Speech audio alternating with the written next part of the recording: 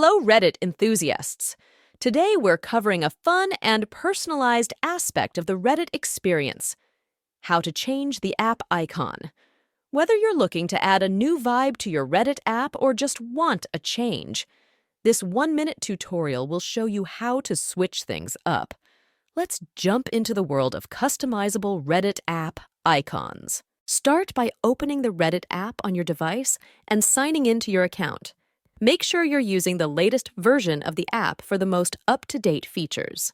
By opening the page, look for your profile picture in the upper right corner of the screen.